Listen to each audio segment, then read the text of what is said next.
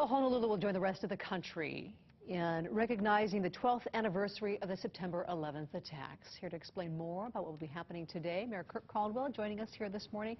Good morning, Laura. Thanks so much for being here. Yeah, it's nice to be here. As you know, we're celebrating the 12th anniversary of the terrorist attacks that really brought our country together. And I think today is about keeping the faith with those who rushed into collapsing buildings, those young men and women who signed up to join the military to fight terrorism abroad, those who built new towers, as we saw, springing up around the World Trade Center site.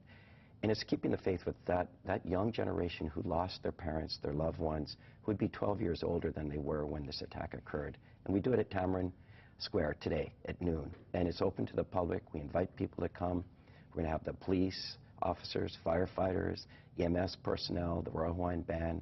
It's a very somber, moving ceremony, but it pulls us all together as Americans, and we need to do that. I think it really is great to see the families, the first responders, as you mentioned. Yeah. Sunday, also, another very memorable event. Tell us a little bit more about what happened. So on Sunday, we started this Mayor's Memorial Walk. It's the 8th one we've done now, and we start at the Honolulu Police Department headquarters, and then walk over to the Fire Department headquarters, and then back to Honolulu Hale, where we have that flame, recognizing those who died in 9/11.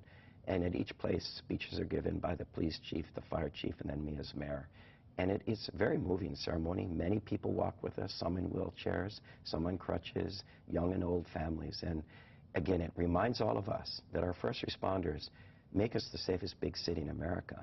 And their lives are on the line every day. We don't see them doing their service for all of us, but we need to recognize them, and 9/11 is a good time to do it. You know, I think it's great that you brought up the last generation because, or the generation now, because of all the things that has happened since 9/11 and what their families, members and loved ones have missed just since that time, and things have changed so much. I think about the children.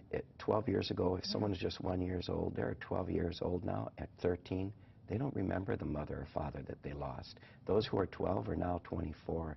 They're young adults, but their parent is missing. And we need to all show recognition and a coming together for these kids. Well, we hope to do so, and so great that you've been so involved in these events. Always extremely memorable and really moving to be there, to actually be there and to feel and see what everybody's experiencing. I think exactly. You're in the moment, and I think it reminds us of what happened on that fateful day that really pulled us all together as Americans. Thank you, Mayor. Thanks, Laura. Still ahead, a recap of today's top morning headlines.